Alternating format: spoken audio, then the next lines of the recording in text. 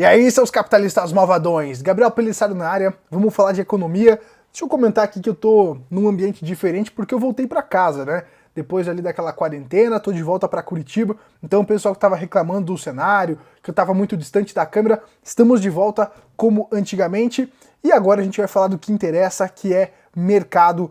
E aqui a gente começa falando do mercado do Japão, a gente dá uma passada na macroeconomia e depois eu falo sobre aí a possibilidade do real, do dólar, né, chegar a R$6. Então vamos começar aqui comentando esse post do Mercado em Pauta. O índice PMI, indicador antecedente do nível de atividade econômica do Japão, atingiu o pior nível da história em abril, 27,8 versus 36,2, que era o esperado, sinalizando uma potencial queda do PIB japonês da ordem de 10% no segundo trimestre. Olha esse indicador que interessante, pessoal. E aí eu tô falando tudo isso para linkar com uma matéria que o André enviou pra gente. Muito obrigado, André. Se você tem sugestões de pauta ou ideias ou viu alguma coisa relevante e acha que eu deva comentar, me manda lá no direct do Instagram, tá? Então vamos ver aqui essa matéria do Marcelo Lopes, que ele falou o seguinte: por que a emissão de bondes do Japão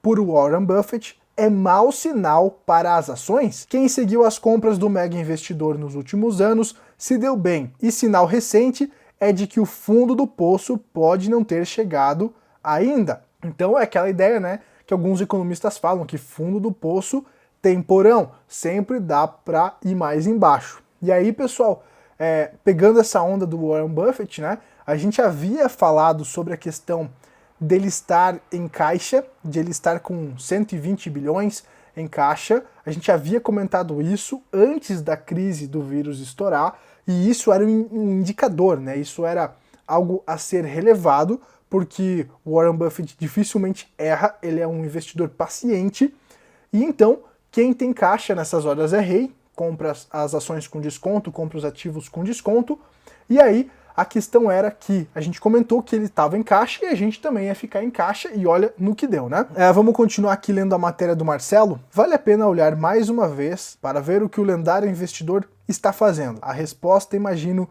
surpreenderá muitas pessoas. Buffett não anunciou nenhuma compra substancial e realizou algumas vendas, coisa que não é muito normal. Charlie Munger, o vice-chairman da empresa, falou a Bloomberg no final de semana e confirmou que a Berkshire Hathaway ainda está preservando caixa. Olha só, pessoal. Então a gente comentou, né? O Warren Buffett estava em caixa já desde o ano passado, estava segurando, estava acumulando caixa para aproveitar as oportunidades e ainda não comprou nenhuma ação. Ainda está com aqueles 120 bilhões ou mais, né, em caixa, aguardando as oportunidades, e ainda fez algumas vendas, pessoal. Presta atenção. A Berkshire Hathaway admitiu sua exposição na Delta e na Southwest Airlines, Southwest Airlines, mesmo após a queda abrupta de suas ações. Mas uma coisa me chamou a atenção. A Berkshire Hathaway emitiu quase 2 bilhões de dólares em bondes denominados em ienes. Buffett poderia ter emitido esses bonds facilmente nos Estados Unidos ou Europa. Então por que o Buffett emitiu esses bonds no Japão? Aí, na opinião do Marcelo, né, isso é uma clara demonstração do que Buffett espera, que o iene japonês se desvalorize em relação ao dólar, o que faria essa dívida ficar ainda mais barata, além, é claro, da volta da inflação. O dólar está ficando mais forte com relação a todas as moedas do mundo, especialmente moedas de mercados emergentes. Então, pessoal, olha só como as coisas vão se linkando, né? Aqui no canal eu não vejo nada como isolado, eu sempre tento ir unindo as peças desse complexo quebra-cabeça para fazer a análise fundamentalista. E o que essa matéria do Marcelo Lopes nos revela, então, né? Bom, como a gente viu no indicador anterior, o Japão, pelo jeito, tá lascado. A gente já falou num vídeo passado que o PIB do Japão no último trimestre tinha caído mais de 6%. Agora estão prevendo mais quedas. Ele tinha tido uma queda antes, né, da crise do vírus, e agora, depois do vírus, mais uma queda. Então, indica que aquela ideia da japanização, né, tá mais forte do que nunca. O Japão tá entrando numa crise muito forte. E aí o que o Buffett ligeiramente pensou? Vou emitir dívida lá. Então, imagina, né? Você emite dívida. Vamos citar o exemplo aqui, o Brasil. Então o Brasil, você acredita que ele vai entrar numa recessão, a moeda vai perder mais valor do que as outras moedas. Então eu vou emitir dívida no Brasil porque essa dívida vai ficar mais barata. Esses bonds vão ficar mais baratos para mim, porque a minha moeda, a moeda de origem, ela é mais forte. Então ela é mais forte que o real brasileiro. Por isso que eu faço isso lá. A ideia, né? Então é no Japão. Então Buffett acredita que perante ao dólar o iene vai se desvalorizar. E aí a gente vai citar aqui toda a questão do petróleo aí. Petróleo chegou a ser negociado negativo. Então imagina, né? Você compra um contrato de petróleo, você ganha lá 20 dólares e ainda você recebe o barril de petróleo, né? Então o cara que estava vendendo o barril de petróleo, ele te entrega o produto e ainda te paga para você levar o produto. Por que isso está acontecendo? Porque as reservas de petróleo estão cheias. Então é aquela questão da oferta e da demanda. Pouca gente consumindo combustíveis, a indústria parada, né? Tem a questão da toda essa crise e aí a demanda por petróleo reduz. Você tem uma alta extração, baixo consumo, oferta e demanda cai. Existe um custo para você armazenar o petróleo e aí acontece que a galera está tendo que pagar, né? No último contrato ali de maio, que já venceu, a galera teve que pagar pro cara que comprou o petróleo retirar o produto, né? Ou para entregar o produto. Então, nessa matéria, olha só que interessante. Petróleo a 100 dólares negativos não é impossível com tanques cheios. E aí ele vai falar toda a questão que eu te falei anteriormente ali sobre os estoques cheios de petróleo, né? Então vai chegar um momento talvez que ninguém mais queira comprar essa bagaça e aí o preço pode ficar negativo. Olha que insanidade, pessoal. Eu nunca vi isso na história, isso nunca aconteceu na história. É um fato engraçado, né? Porque o ouro preto, né? O ouro negro que a galera falava, agora eles estão dando, né? Então é como se fosse lixo, porcaria, tranqueira, sai daqui, leva daqui que eu não tô conseguindo mais armazenar essa bagaça. E aí pegou todo mundo de calça curta, né? Eu acredito que ninguém estava prevendo que o ouro negro poderia ser negociado de maneira assim negativa. Então é mais um indício de que os fundamentos não estão bons. E a bolsa está subindo, né? Como se não tivesse acontecendo nada. Isso, pessoal, só me demonstra que os fundamentos não estão legais, né? E aí a questão é, o que os governos estão fazendo com isso? Olha só. Bom, o primeiro que o Trump se meteu, falou que vai salvar a indústria do petróleo, né? Então vai emitir mais dívida, aquela coisa toda. E aqui no Brasil, o que está acontecendo? O Banco Central indica corte mais forte da Selic e faz dólar superar 5,40. Juros futuros caem. Barclays espera que o Selic seja reduzida a pelo menos 0,75 pontos percentuais na reunião em 6 de maio, para 3%, sem descartar um corte de 1 ponto. Imagina, pessoal, o Brasil com a taxa de juros abaixo de 3% ao ano. Então é o que a gente já vem falando há tantos vídeos aqui do canal. Imagina, né? O investidor vai cair fora e o mercado já antecipou essa decisão que pode acontecer, pode ser tomada no dia 6 de maio, daqui a alguns dias. E se isso acontecer, pessoal, o dólar vai disparar e o dólar pode chegar a R$6. Isso não é uma recomendação de investimento, mas se a taxa Selic for reduzida a 3% ou menos, eu já ouvi falar de gente que projetando taxa Selic a 1,75%. Isso é uma insanidade, pessoal. Vão destruir a nossa moeda. Então, se isso se concretizar, o investidor internacional vai cair fora do Brasil, porque a gente é um mercado emergente, cara. A gente é um mercado emergente que está emitindo dívida, está emitindo dinheiro, certo? Crédito, dinheiro de graça lá com o Corona Voucher. Então, a nossa moeda vai se desvalorizar por conta da crise política, por conta dessa impressão de dinheiro, desse crédito fardo, desse dinheiro gratuito e ainda por conta do juro baixo. Então vai ser desastroso, né? E aí, complementando, linkando com o que eu falei, governo resgata papel do Estado na retomada e põe em xeque a agenda liberal de Guedes.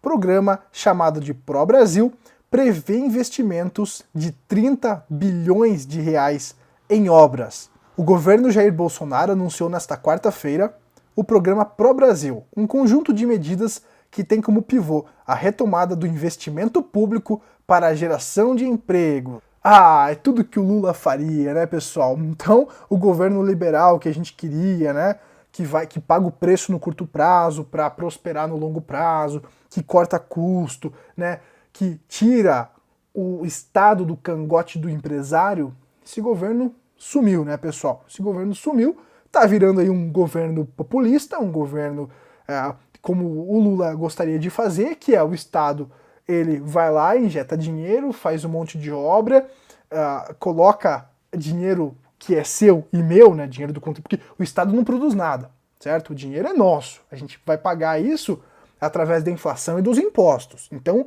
não existe almoço grátis. E aí o governo, para incentivar então a economia, né, ele vai fazer obras aí com esse valor aí de 30 bilhões, né, esse tal do programa Pro Brasil, né, pessoal? É tudo que o Lula faria, né?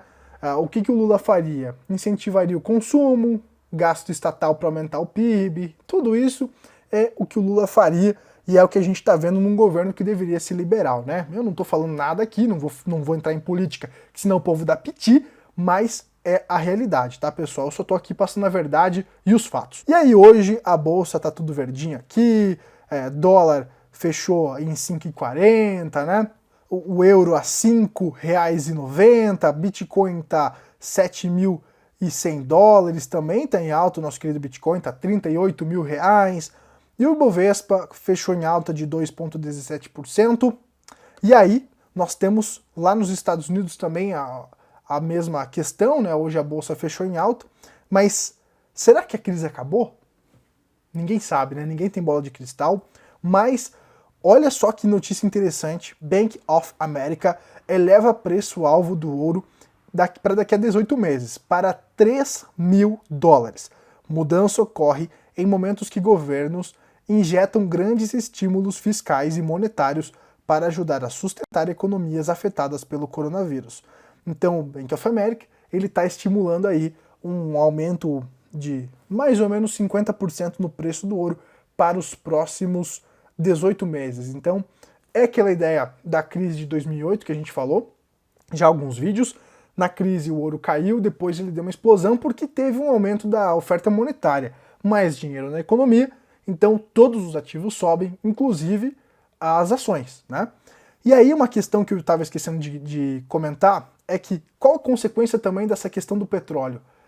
Muitos fundos de investimento, fundos de hedge, eles podem estar sofrendo porque eles trabalham alavancados. Então, toda essa paulada que aconteceu ali nos últimos dias de petróleo negativo, isso pode ter afetado os balanços, o caixa desses fundos de hedge, certo? E aí o que a gente pode ver? A gente pode ver em breve alguns fundos de investimento, alguns fundos de hedge quebrando. Porque agora eles tiveram uma chamada de margem, eles queimam ativos, né? Então o petróleo caiu, as ações, até o ouro caiu, porque os caras buscam liquidez. E aí, nessa busca de liquidez, eles queimam os ativos para pagar a chamada de margem, tentam rolar esses contratos de petróleo, né? Contrato de julho tá volátil, de junho, né? Tá volátil, tá uma zona isso aí. E aí, o que acontece? Os caras vão rolando essa dívida, vão tomando prejuízo, acontece que em algum momento esses fundos podem quebrar, e aí a gente pode ter um cheirinho do que seria uma crise financeira, né?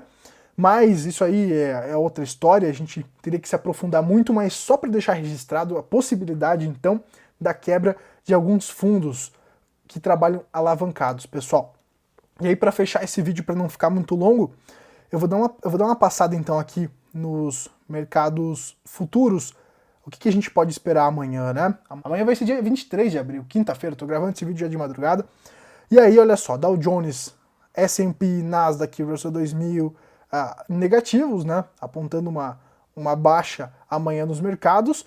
E aí, o nosso querido VIX, que é o índice de volatilidade, em alta de 0,64%, ali nos seus 39 pontos, né? 39,88, batendo na trave dos 40, o que indica, então, o mercado continua volátil, o mercado continua com medo, nada está certo, nem se vai subir ou se vai cair, a bolsa pode continuar andando de lado, tendo altas e baixas ali, né, com essas oscilações, e aí cabe a nós proteger a nossa carteira. O ouro é um ativo que está na nossa carteira antifrágil, E aí o Bank of America está dizendo que ele vai subir 50%. Vale lembrar que isso aqui não é uma recomendação de investimento. Mas o que o ouro em alta indica? Que os investidores estão buscando segurança. A gente falou então do Warren Buffett emitindo títulos no Japão, né? Então o que esses caras eles sabem que a gente não sabe? Esses caras têm muito mais experiência do que a gente. Então alguma coisa tá para acontecer para o Warren Buffett não colocar a grana dele e comprar as ações agora que estão baratas, né? Então ele acredita que as ações vão ficar mais baratas ainda. Paciência é uma virtude. É difícil, pessoal. É difícil manter um mindset em dia com tudo isso que está acontecendo, com essa incerteza, né? Mas é um momento, como eu falei, incerto. Ninguém sabe para onde vai, inclusive eu. A gente trabalha com probabilidades, né? Existe probabilidade da tendência de baixa continuar. Então, eu trouxe esses fundamentos para embasar, né, o que eu estou pensando, para mostrar para vocês os fundamentos, a realidade, mas vale lembrar que é sempre legal ter mais opiniões e a decisão está sempre na sua mão, tá bom, pessoal? Então, por hoje é isso, eu espero que esse vídeo ajude você de alguma maneira. Se você gostou, deixa um like aqui embaixo, se inscreve no canal para receber os próximos vídeos e comenta o que você achou, sugestões de vídeo. Se você tiver alguma matéria para enviar, me manda lá no direct do Instagram, que aí eu vou dar uma olhada e a gente vai fazendo isso aqui acontecer, tá bom, pessoal? Então, por hoje é isso, um forte abraço, tchau, tchau!